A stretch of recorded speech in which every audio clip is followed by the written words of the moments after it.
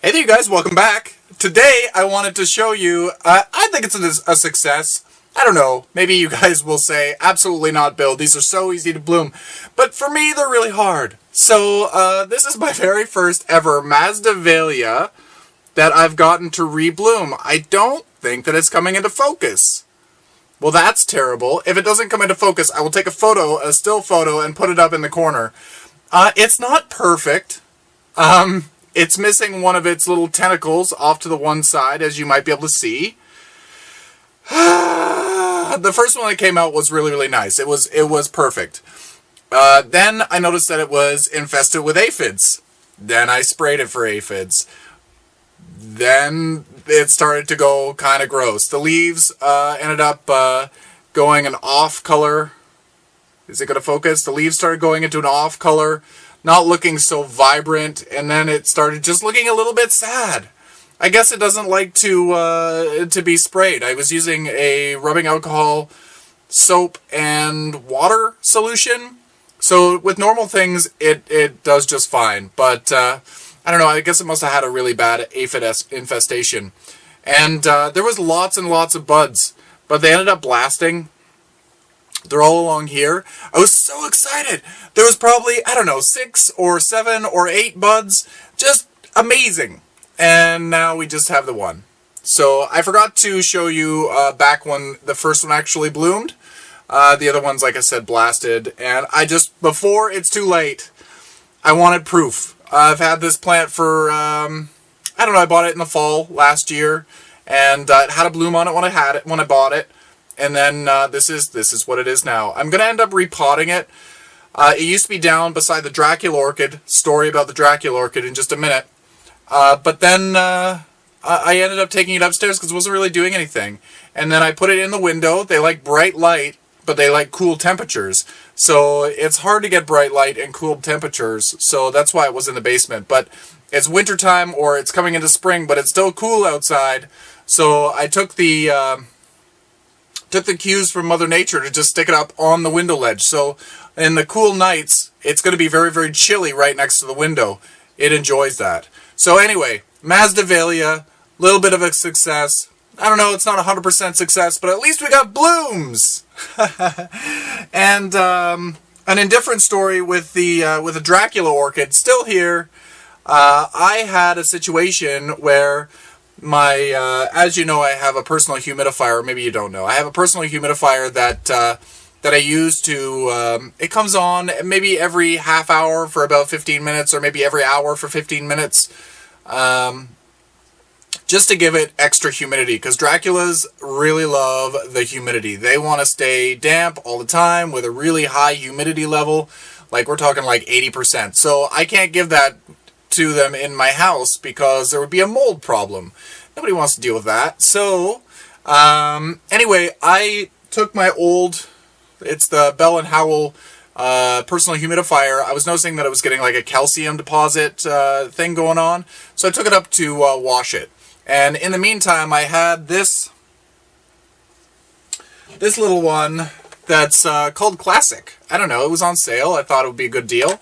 It's got the little thing that pops out, obviously. This is what the bottle attaches to. And if you notice, it kind of pops in and out, and that kind of triggers the water to go down or whatever. Or maybe it triggers it to stop. I don't know what it does, but it pops around. So let me just show you. I use a 2-liter pop bottle, by the way, if you didn't know. Because, I don't know, who has the time to come down 3 times a day to switch out a little 500 ml bottle of water? So when I put it in here, see, it's tippy. It moves around, and that's exactly what happened. It was on the shelf, and the bottle fell over, and it fell on my Dracula. And I used to have 3 flower spikes, big flower spikes here. I'm all wet now. I used to have 3 nice long flower spikes, and it broke off. One of them broke off. I'm lucky that these 2 stayed put, and they're just doing beautifully. So I have 3 flower spikes on the go, but I missed one. So I'm really sad about that. I'm not going to be using that that personal humidifier anymore. I don't want to risk losing any plants for a stupid reason. Unless I go to use a smaller bottle. I might use it upstairs for something where I can change the bottle more regularly, but I don't come downstairs every day. Sometimes it is every day, sometimes it's every other day. Heck, like this past week, it was really busy at work, so I only came down twice through the week. And if I'm not here to check it, the poor Dracula is not going to get the humidity it needs. So anyway, that was a little bit of a sad moment, but not all is lost. It's not like I lost everything.